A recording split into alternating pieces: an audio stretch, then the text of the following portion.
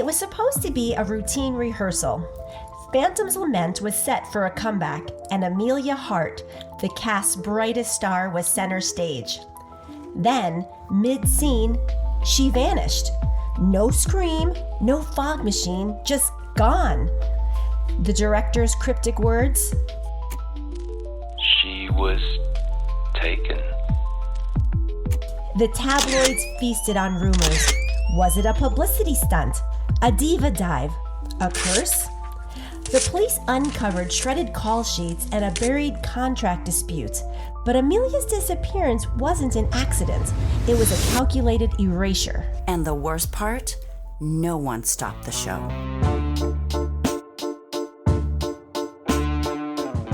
I'm Velma Dinkley. And I'm Daphne Blake, and you're listening to The Jinkies and Jeepers podcast. True cartoon crimes unmasked. This one hits close to the spotlight. A rising star disappears mid-rehearsal.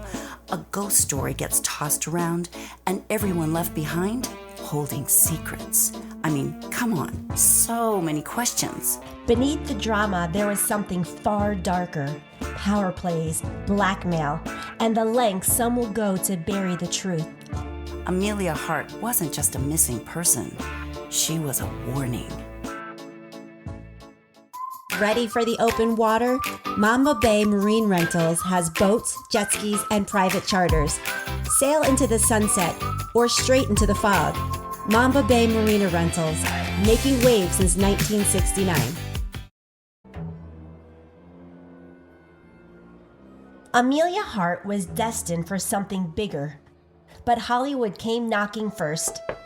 Amelia, as a teen, just kept getting the right commercials, the right industrials, and the right amount of drama around her, fueling her mystique.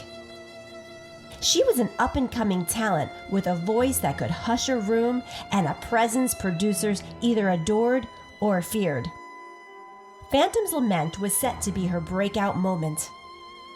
Picture it, a fancy velvet draped stage, flickering candles fighting to bring light to utter darkness, and the air thick with sounds from the orchestra tuning beneath the boards. Amelia steps forward for a pivotal scene. A loud, deep shriek is heard from the catwalk above.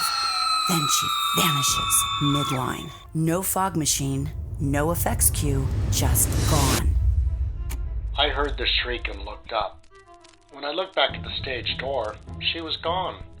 Just a shadow left where she stood. And the wax. A pile of wax. The director, an old-school traditionalist with a flair for melodrama, at first wouldn't talk. Then suddenly he found his light and claimed that she was taken by a phantom made of wax.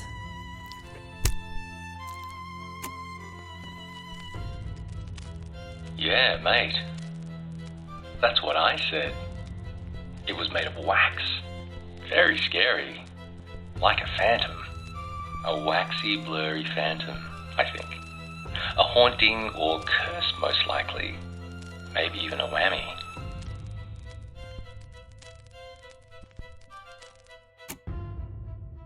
Which is what? Someone must have seen something.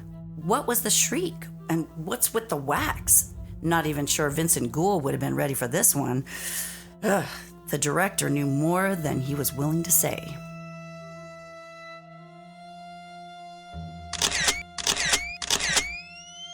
After whispers of contract disputes, grumbling of script issues, and rumored phantom activities, suddenly she was gone.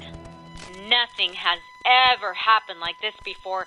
I don't know if it was real, staged, or what, but my God, what buzz! Everyone wanted a piece of her before the play, but now it was a feeding frenzy. Where is Amelia Hart?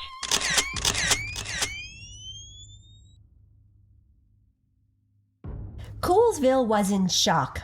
The cast, the crew, all in shock. The only person who didn't seem shocked was the producer, Beatrice Bunny Winthrop, the same producer who kept insisting the wax phantom wasn't real and that she may need to cancel the show after the opening. Spirits have been known to inhabit all kinds of things. There was a story once about a milk jug in Kentucky that would turn on its side and play Ring Around the Rosie every time the wind picked up. A wax phantom is highly likely.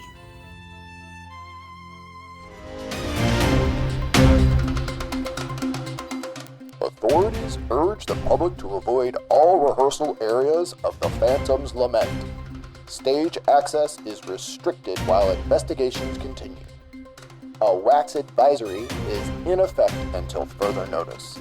If any citizen witnesses strange wax activity, it is your civic duty to report it. Remember, if you see something, say something.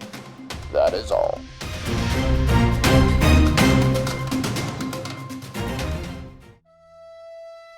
Evil milk jugs aside, one thing that was curious was the fact that no one saw the actual phantom.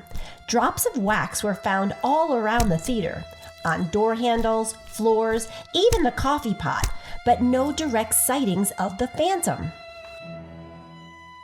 Occasional shrieks escaped the deep, dark backstage corners, but that was it. In some ways, it made it worse. Blind fear can bring down any curtain. Right. Things didn't add up, and I had some theories. One crew member also didn't believe the whole phantom thing either. He witnessed strange interactions between Bunny and Amelia. Here's what he had to say. His voice was disguised for his protection. There was tension backstage. Amelia had been called into private meetings. After one, she looked scared. I heard her say, "They want me quiet." Next day, she was gone, just like that. Visit Coolsville, the most haunted town in America.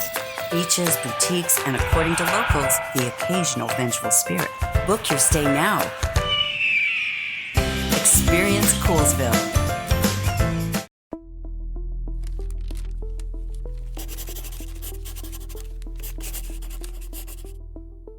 We started with Amelia and what was left behind. Shredded call sheets pieced together like a paper jigsaw. They showed last-minute script changes, private rehearsals, and entire cast members cut from the record. It looked like creative chaos on the surface. But it wasn't creative chaos. It was erasure. Amelia wasn't just fighting for her role, she was fighting for her voice. She saw what was happening and wouldn't stand for it. We interviewed former cast and crew. Most refused to speak on the record. One, a lighting designer, told us the atmosphere turned dangerous after Amelia pushed back. I didn't feel safe. Unusual accidents started happening. Unsecured trapdoors, sandbags falling from the catwalk, decaffeinated coffee mislabeled, and all of the wax candles went missing. It's not a birthday cake if it doesn't have candles. They owe me. That same week, Amelia apparently refused to sign a new NDA, not because she was dramatic, but because she wanted to tell the truth. She wanted people to know if the show flopped, it wasn't because of her. A pattern began to form in our search. At least 3 other cast members had gone public about misconduct tied to the same producer. Each one blacklisted, reputations tanked, careers stalled. It was becoming clear this production was doomed from the start, even with Amelia attached. Bunny had a lot of power over these actors. There wasn't anything they could do but ride out the chaos and toxic work environment. Right, and this started to look less like a random haunting to me and more like a calculated playbook. A playbook to sink a production and collect the insurance. What wasn't clear was where the Phantom came in and what happened to Amelia Hart. What connected them? We needed to focus on the physical evidence, the things that were right in front of us.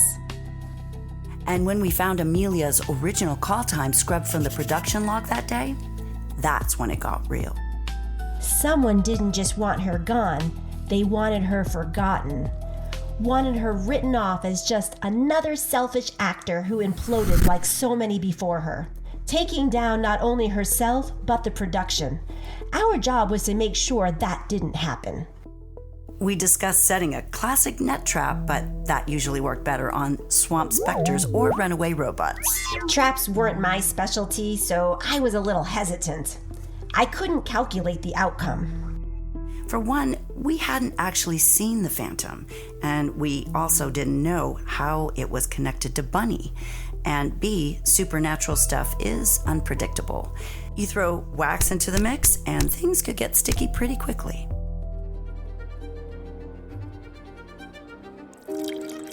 The turning point came from a whistleblower, a junior assistant who'd only lasted 2 weeks on the production. She was fired and forgotten before anyone even learned her name. She was in charge of coffee, and apparently she messed up a coffee order for the assistant to the assistant director, and you don't do that twice. I said extra dry. They told me to stay quiet, like I couldn't be trusted. They said if you see Amelia, ignore her. No more half-calf oat milk or shop swirls at 74 degrees, and no special deliveries to her hotel. She also gave us a series of internal notes and messages between Bunny and other silent producers. There was language like containment, liability removal, treat us crazy, and the phrase that still makes my stomach turn, she's on to us, handle her. Bunny's plan was to paint Amelia as crazy, let the show flop, and collect the insurance money. Amelia must have caught on. Bunny made the most money if the show went on and crashed. So why disappear her? At this point, that wasn't clear. I guess plans changed. Maybe Amelia wasn't following their plan, or maybe it was something else. And the Phantom didn't seem to be a part of Bunny's plan either. Okay, can we turn more lights on in our studio? We have officially reached maximum spooky level. You all don't see what happens after the director yells cut or the curtain comes down. Actors are tough. The public doesn't realize. I tried my best to keep their lives together, but I could only do so much. Look, someone or something grabbed her, or she ran off. I don't know. Don't care. She's replaceable. Wow, Bunny doesn't seem to have a lot of sympathy for actors, does she? I can also hear fear in her voice. We needed to find something concrete to tie Bunny to Amelia's disappearance. We needed a smoking gun. We didn't find a smoking gun, but we did find something else. Something that pointed to motive. A trash dressing room, falsified insurance claims, deleted calendar events, rewritten logs. Everything pointed to an erratic diva disguised as an actor who couldn't be helped. And then, in a stroke of luck, we found her copy of the script. The most damning clue, Amelia's script. She had scribbled a new monologue on the back of the script and stashed it behind a loose panel in her dressing room. It was a testimony in progress. She outlined her plight. It had details about Bunny's plan to destroy the play for a quick payout. And then, details about being intimidated. She also talked about feeling helpless, about going public for the good of the cast and crew. She mentioned feeling watched, too, not only by Bunny, but by something else, something otherworldly. Not threatening, just watching. The Phantom. Bring the whole family to Old Man Grimm's mining tours. Explore abandoned tunnels, learn local ghost stories, and don't mind the noises behind you. Helmets are provided. Tours range from 1 minute to 1 hour. Old Man Grimm's mining tours.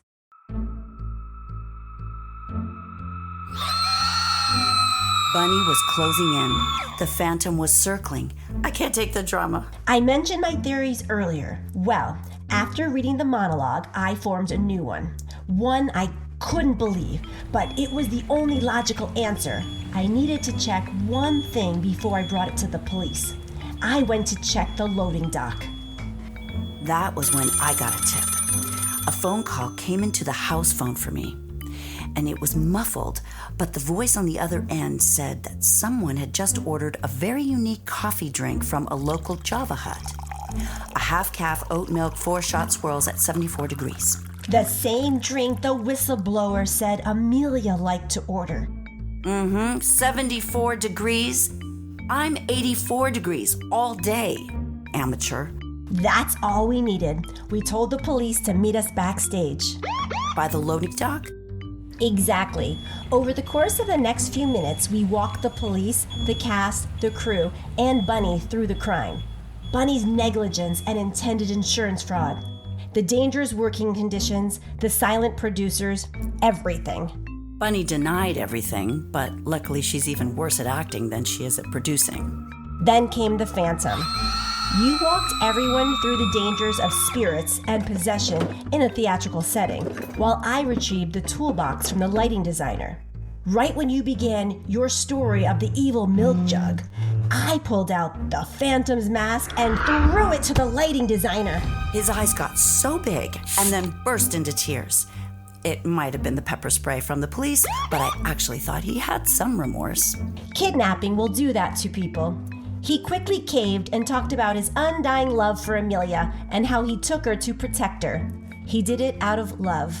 He created the distraction, used a trapdoor, and stashed her at a motel. If it wasn't for her elaborate taste in coffee, we may never have solved this case. That solidified my theory. I checked the loading dock and found a spotless lighting truck. Crew trucks are never clean. Someone had meticulously cleaned it out for someone special to ride in. The only clutter was a stack of Java Hut napkins. Why couldn't she just drink Sanka like the rest of us? Amelia, tell them. Tell them we were meant for each other. Amelia was found safe and sound at the motel. The lighting designer went to jail. Bunny got a slap on the wrist from the police, but the industry was much harder on her. Last I heard, the only gig Bunny could get was doing dinner theater at the Coolsville Home for the Elderly. Even that is too good for her. Show business is a wacky business, one that has more twists and turns than a roller coaster. Love, threats, and monsters squeezed into a lettuce wrap.